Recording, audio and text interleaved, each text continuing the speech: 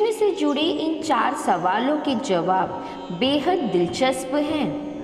कृष्ण अलौकिक हैं और इनके जन्मदिन यानी जन्माष्टमी को भी अलौकिक तरीके से मनाया जाता है। दुनिया भर में कृष्ण मंदिरों में जन्माष्टमी बहुत ज़्यादा धूमधाम से मनाई जाती है। और हो भी क्यों ना, हिंदू धर्म के सबसे नटखट माने जाने वाले भगवान का जन्मदिन जो रहता है, भगवान श्री कृष्ण को लेकर कई लोगों के मन में कई सवाल रहते हैं, जैसे कि उनका रंग काला है या नीला, और नीला ही क्यों है, उन्होंने राधा से शादी क्यों नहीं की थी। इसी प्रकार के कई सारे प्रश्न। चलिए आज इन्हीं सवालों का जवाब पाने की हम सब मिलकर कोशिश करते हैं। पहला सवाल यह है कि रंग काला होने के बाद भी नीले क्यों दिखाई जाते हैं कृष्ण। अक्सर आपने ये देखा होगा कि कृष्ण को श्याम रंग या नीले रंग का दिखाया जाता है। उनकी मूर्तियों में, चित्रों में उन्हें नीला दिखाया जाता है। कृष्ण को एक बेहद आकर्षक बालक कहा जाता है।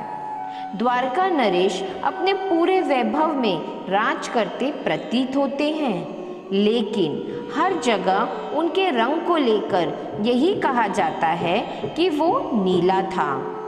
कृष्ण के नीले रंग के पीछे कई सारी मान्यताएं हैं। उनमें से कुछ आज हम आपको बताने जा रहे हैं।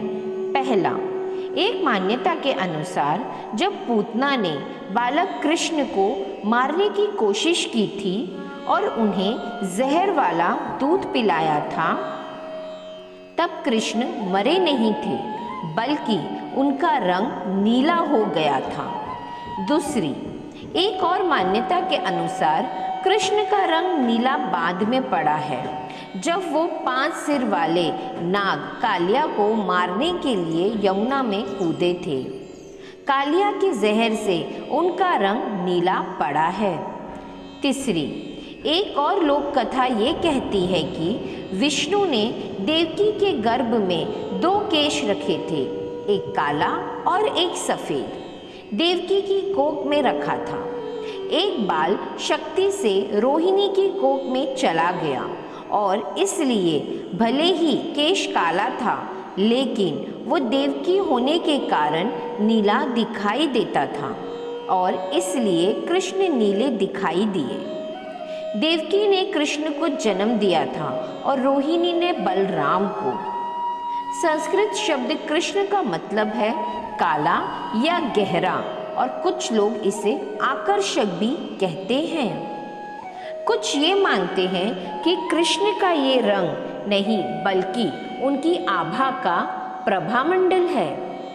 एक और मान्यता कहती है कि ये रंग पानी या फिर विशाल सागर के बारे में बताता है, और यही कारण है कि कृष्ण का रंग नीला दिखाया जाता है। दूसरा प्रश्न, कृष्ण ने राधा से शादी क्यों नहीं की।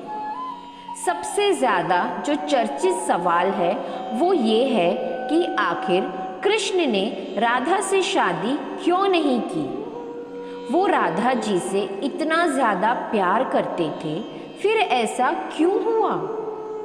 कृष्ण राधा को सिर्फ 10 साल की उम्र तक ही जानते थे। पुराण कहते हैं कि उनके बाद कृष्ण वृंदावन छोड़कर चले गए थे। कृष्ण राधा को बोलकर गए थे कि वो वापस आएंगे, लेकिन कभी आए नहीं और राधा कभी द्वारका नहीं गई। रुक्मणी लक्ष्मी का रूप थी और कृष्ण को अपना पति मानती थी, भले ही उन्होंने कृष्ण को कभी देखा नहीं था। इसलिए कृष्ण ने रुक्मणी से शादी की। जहाँ तक राधा की शादी का सवाल है, राधा के पति का वर्णन ब्रह्मवैवर्तन पुराण में किया गया है। ये देवव्यास द्वारा चर्चित 18 पुराणों में से एक है। राधा की शादी के बारे में भी अलग अलग कहानियाँ प्रचलित हैं। कुछ के अनुसार राधा की शादी अन्य से हुई थी।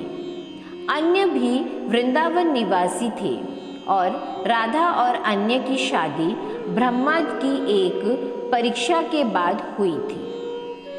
एक दूसरी कहानी के अनुसार असल में राधा की शादी हुई ही नहीं थी।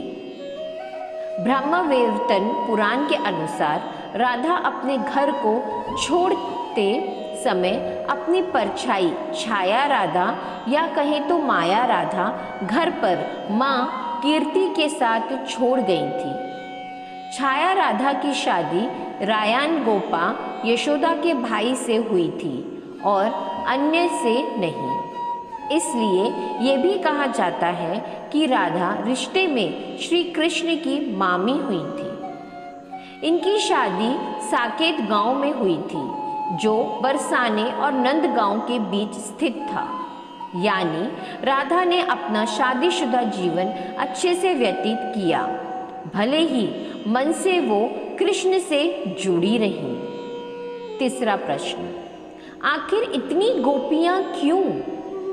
कृष्ण को लेकर एक सवाल पूछा जा रहा है कि आखिर इतनी गोपियां क्यों? कृष्ण के पास इतनी गोपियां थीं क्योंकि गोपियां कृष्ण की भक्ति के कारण परमात्मा में लीन होना चाहती थीं। कई लोक कथाओं में इन गोपियों को जीवात्मा भी कहा जाता है जो परमात्मा से मिलना चाहती थीं।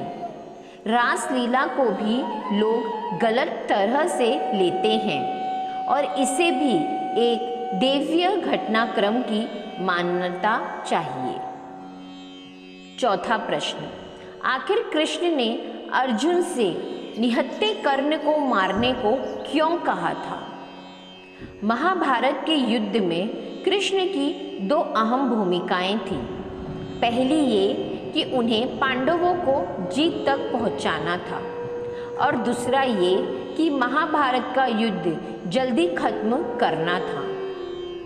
दोनों में से कोई भी पक्ष ठीक से युद्ध नहीं कर रहा था और कहीं ना कहीं नियम तोड़े जा रहे थे। इसलिए कृष्ण ने अर्जुन से कहा कि वो कर्ण को मार दे। ऐसा करके कृष्ण ने अर्जुन का अहंकार भी खत्म किया। अर्जुन चाहते थे कि वो लोगों के बीच बहुत बड़े योद्धा के रूप में जाने जाएं और निहत्थे कर्ण को मारकर उनका ये सपना चूर चूर हो गया।